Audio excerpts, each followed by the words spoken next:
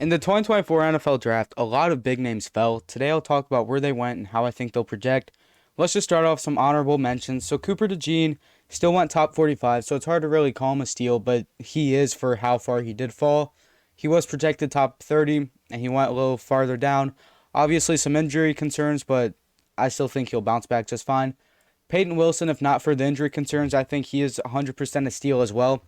The injury concerns, though, for him are way greater than DeJean, so it's just a little bit harder to put him on the main list. Chris Abrams-Draine, the Broncos, he went later already and he wasn't high projected. So I feels a little odd just to put him in the top 5 I have on this list. But for Broncos fans, be very happy about it. He has lots of talent, then he can definitely become a solid corner, probably a corner 3 or 4. Now let's get actually into it. So Troy Franklin went to the Broncos, and the guy was good in college. He could have gone as early as the second round, and the Broncos picked him up in the fourth. I love the idea of pairing your supposed QB of the future with their wide receiver 1 in college. It can definitely help their development and help them get comfortable in the NFL. Troy Franklin is a bit slender, and that could be one of the main reasons he fell. His speed is probably one of his bigger strengths, or his biggest, but he does have a weaker, smaller frame. It'll be tougher for Franklin to get on the field with talks of the Broncos coaches wanting to get Marvin Mims more involved too. Tim Patrick is also coming back from 2 major injuries from the past 2 seasons. So Franklin will most likely be wide receiver 5, but I have a feeling by the end of the season he'll be battling for the 3rd or even the 2nd spot. TJ Tampa went in the 4th round, and I thought he could have gone all the way in the 2nd round. He went pick 130 to the Ravens, and one of the main reasons he fell was just his speed. There are a lot of concerns if Tampa can keep up with the speed of NFL wide receivers. His best strength, though, is his physicality, and that's what will keep him thriving in the league. Tampa won't be a guy that will line up in the slot just because of his speed, but he could play a big role in the red zone because of his physicality. It might be harder for him to get on the field than because Marlon Humphrey and Nate Wiggins are ahead of him.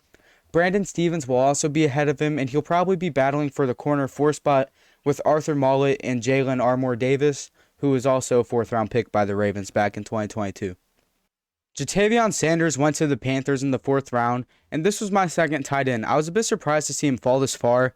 I thought he was better than Ben Sinnott, and I was surprised to see him go after him and fall all the way to the 4th. I think Sanders will become a very good player in the NFL and could end up being similar to Gerald Everett. I think he'll be key to making Bryce Young into a good NFL quarterback. I don't think it'll be as hard for him to see the field this year with Tommy Tremble and Ian Thomas being the other 2 tight ends on the roster, and I wouldn't be surprised if he started over both of them. I also have a feeling that Ian Thomas could be a cut candidate for the Panthers, and we might not see him suiting up for them again next year. I think Brandon Dorlus might actually be a better prospect than the Falcons pick at 35 in Rook or Horo or however you say it. One of the reasons they might have reached on Rook is because of missing out on the trade up for Dallas Turner. That aside, Dorlus was a guy that a lot of people were putting in that second tier of edge rushers in the draft. I was surprised that he fell this far, and I think he is a good value pick in the 4th round.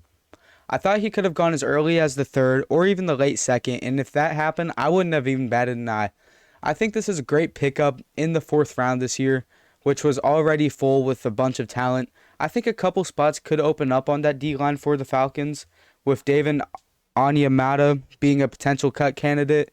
I think it'll be hard for Dorlus to find playing time, though, and will most likely head into the season as the 3rd or 4th best edge on the Falcons.